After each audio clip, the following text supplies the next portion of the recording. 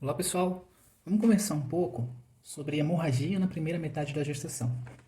A hemorragia na primeira metade da gestação, ela tem três principais causas. Então, vamos colocar aí, três principais causas. E quais são elas? É o aborto, que é a principal delas, a gestação ectópica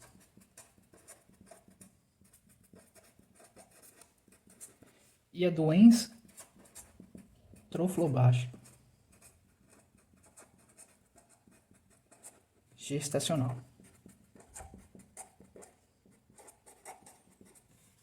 Ok?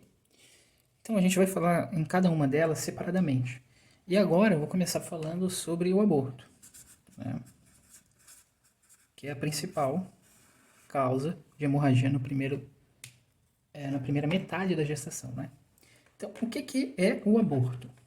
O aborto nada mais é que a expulsão do feto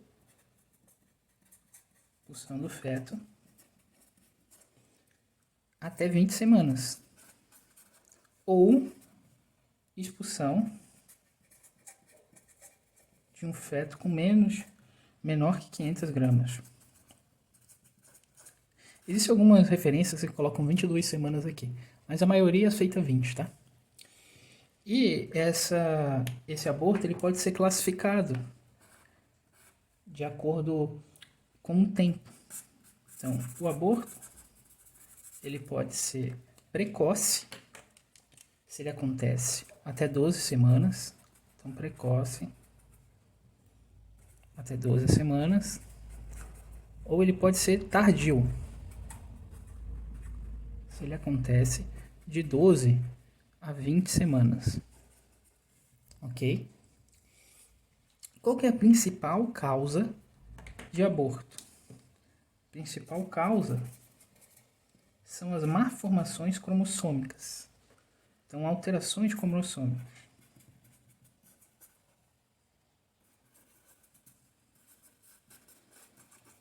Existem outras causas, tá, para o aborto, mas eu trouxe aqui só a principal e a que geralmente cai em prova também. Quando a gente vai falar de aborto, a gente tem que falar sobre classificação, que é o que mais aparece também na prova, que é a classificação do aborto de acordo com a situação clínica. Classificação pelo quadro clínico, tá? Então é isso que a gente vai conversar agora um pouquinho. Então, nós temos o aborto conhecido como ameaça de aborto. Então, letra A, ameaça de aborto.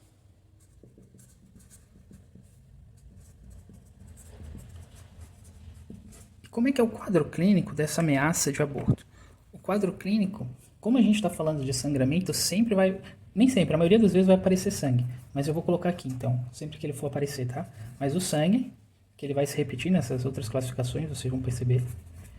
Cólicas, mais um colo fechado.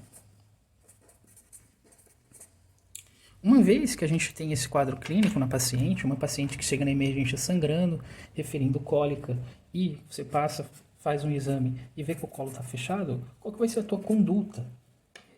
Tua conduta nada mais é do que você dar sintomáticos, você está com dor, dá analgésico, está com enjoo, antiemético, e você acompanha. Porque não tem nada, efetivamente, que você possa fazer para parar esse processo, se caso for mesmo um aborto. Tá? Pode fazer um repouso relativo também. B, agora, aborto em curso. Ou aborto também inevitável, é a mesma coisa. Então esse aborto aqui, ele de fato está acontecendo. Como é que essa paciente ela vai se apresentar pra gente lá na emergência? Ela vai chegar sangrando, com sangue, com cólica. E geralmente a cólica, ela é forte e vai estar com o colo aberto. Colo aberto. É uma paciente grávida que chega para você sangrando, cólica e colo aberto. Qual que vai ser a sua conduta? A conduta é a mesma do anterior. Você acompanha. Porque não tem nada que você possa fazer que vai parar esse aborto. Então você apenas acompanha. Ok? Uma outra classificação é o aborto completo. O aborto completo é a paciente que chega para você, que ela fala que ela teve ela teve um sangramento, é uma história de sangramento, uma história de sangue.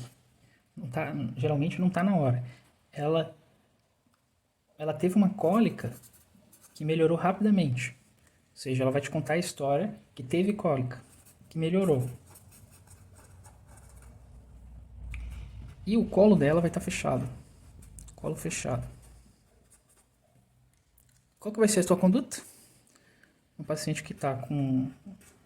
Uma paciente que estava grávida, chegou na emergência, te falou que ela sangrou, que ela teve uma cólica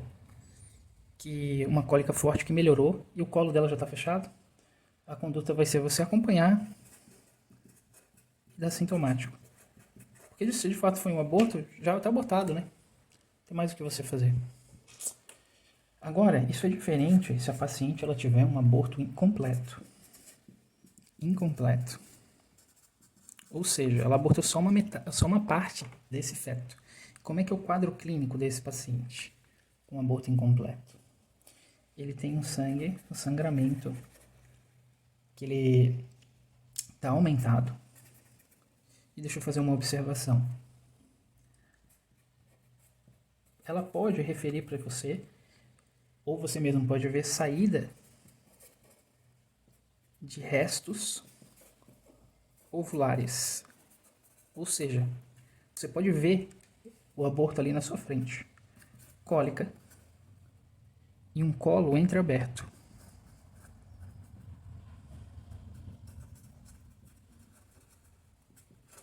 Mais um volume uterino menor que o esperado. É uma paciente que está com aborto incompleto, então o volume ele vai ser menor, né? E aí, a conduta aqui vai ser um pouco mais complexa. Então vamos ver passo a passo aqui como é que vai ser essa conduta. Então a gente está com um aborto incompleto. Aborto incompleto, primeira coisa que a gente tem que fazer para definir ou não nossa conduta é a gente saber como é que está esse colo de fato. Então, colo. Esse colo, ele pode estar impérvio, ou seja, fechado, né? E aí a gente vai ter que proceder de duas maneiras. A gente ou vai usar uma dilatação com vela, Jäger, né? Ou a gente vai usar o famoso misoprostol. E a gente vai associar isso a mil, que é a aspiração, se for até 12 semanas. Ou a gente vai fazer a curetagem. Então, resumindo, a paciente chegou, ela está com um quadro de sangue, um sangramento grande, está com cólica, está com o colo entreaberto, o volume uterino está menor que o esperado. Por exemplo, teria que ter 12 semanas, mas ele está abaixo da sínfise púbica. 12 semanas ele estaria na sínfise púbica. Aí, você vai ver como é que está esse colo. Esse colo está de fato impérvio, então você vai ou decidir pelo miso ou pela dilatação. No nosso caso, que eu falei até 12 semanas, poderia se fazer o amil. Se não tiver o amil, você usa a cureta, né? E o outro cenário é um cenário em que o colo já está pérvio, né? Já está aberto. E aí você vai decidir através das semanas, né? Então, menos de 12 semanas, como a gente conversou antes, pode ser o amil ou a cureta. Aí, maior que 12 semanas, aí a gente vai fazer, ou a gente vai fazer o cito com ultrassonografia e cureta,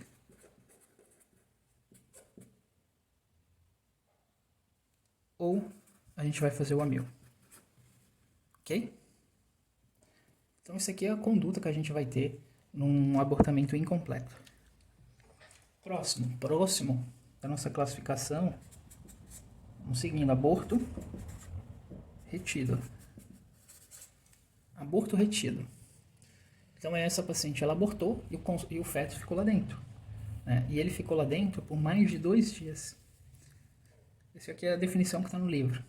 E como é que é o quadro clínico? O quadro clínico é o sangue, o sangramento com volume baixo, então sangue diminuído. Ele está com volume uterino também menor do que o esperado para a idade gestacional, e a paciente tem um colo fechado. Ok? Aí, o que a gente vai fazer de conduta para essa paciente? Tá? O que a gente faz de conduta? Conduta vai ser feita em 2 etapas. Primeira etapa, a gente vai fazer um ultrassom transvaginal para confirmar esse nosso diagnóstico, né? E agora a gente vai ver vários parâmetros que são indicativos de gestação inviável. Então vamos lá. Aqui, ó. Ultrassonografia transvaginal que indica gestações inviáveis. Então, o que vai ter nessa ultrassonografia? Primeiro parâmetro, comprimento cabeça-nádega. Então, comprimento cabeça-nádega maior ou igual a 7 milímetros, mais ausência de BCF. Ok? Segundo parâmetro, diâmetro do saco gestacional. Saco gestacional maior ou igual a 25 milímetros. Antes era 18, isso mudou. E mais ausência de embrião. Tá? Terceiro parâmetro. Beta-HCG de 2000. Mais ausência de saco gestacional. Saco gestacional. Vou fazer uma observação aqui. Essa ausência de saco gestacional, a gente também tem que considerar a gravidez ectópica, tá? BS. E o quarto e último parâmetro que a gente tem que analisar é o diâmetro médio do saco gestacional. Esse tamanho ele tem que ser maior que 8 milímetros e então a gente não vê vesícula vitelínica. Ok? Então, comprimento cabeça-nádega maior ou igual a 7, mais ausência de BCF, isso fala a favor de uma gestação inviável. Diâmetro do saco gestacional maior que 25 milímetros, mais ausência de embrião, a favor de uma gestação inviável. Beta-HCG maior que 2000, sem saco gestacional. Diâmetro do saco gestacional maior que 8 milímetros, sem vesícula vitelínica. Então, esses parâmetros, eles nos indicam que a gestação ela é inviável. Pronto, a gente então conseguiu bater os parâmetros, que era o nosso primeiro passo no aborto retido. A gente sabe então que é um aborto retido, então o que a gente vai fazer? O nosso segundo passo na conduta. Então, segundo passo na conduta. O que a gente faz agora? A gente tem 2 opções. Primeira, letra A. A gente só acompanha e a gente espera a eliminação fisiológica. Eliminação fisiológica por até 4 semanas, tá? Ou a segunda opção, que é a conduta ativa. E aí a gente usa misoprostol, né? Isso a gente discute com a paciente e vê o que faz. Ok? E o nosso último subtipo, que é o aborto infectado. É o aborto geralmente causado por uma manipulação da cavidade uterina, em que a paciente ela se apresenta com sangramento, com odor fétido, né? Odor fétido. Tem uma dor, geralmente uma febre associada. E aí, qual que é a nossa conduta quando a gente tem esse tipo de quadro, né? A nossa conduta é a utilização de antibiótico, né? E aí, o que a gente vai fazer de antibiótico? A gente vai fazer genta, mais metronidazol, mais AMP ou Clinda. Eu botei as duas porque depende da referência, eles usam uma ou outra, tá? Por fim, eu queria só comentar um último tópico, que geralmente também cai em prova, que é a incompetência istmo cervical. Então, o que é isso? Né? O que é isso, incompetência istmo cervical? É quando a gente tem uma paciente que ela tem uma perda gestacional, geralmente no segundo semestre. E por que acontece? Porque o colo do útero ele é insuficiente, ele não consegue segurar o peso desse bebê. E como é que a gente vai fazer esse diagnóstico? Esse diagnóstico ele é feito pela história clínica. É uma paciente que, quando chega ali perto de 25, 26 semanas, ela perde o bebê. E ela já tem isso na história dela. História pregressa. E aí, se você tiver com uma dúvida, você pode fazer um exame, né? Que é a histerosalpingografia. Então, caso você tenha dúvida, pode fazer a histerosalpingografia, né? Que ele vai analisar o diâmetro do colo. Colocando ali uma vela, ele vai ver o diâmetro do colo, né? Do colo. E o que mais cai em prova, na verdade, com relação a esse assunto é a conduta. O que a gente faz, então, com essa paciente que tem essa história de abortamento, perda, na verdade, perda no segundo semestre, né? O que a gente vai fazer de conduta para ela? Então, a gente faz a cerclagem uterina, né? Cerclagem, também conhecida como técnica de McDonald,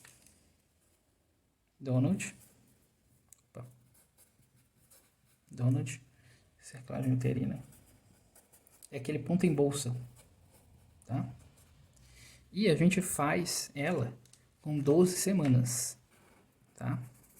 E a gente tira mais ou menos 12 semanas, tá? E a gente vai tirar ela, tira com 36 semanas, aproximadamente, tá? E é isso, pessoal. Obrigado, quem gostou se inscreva no canal para mais vídeos.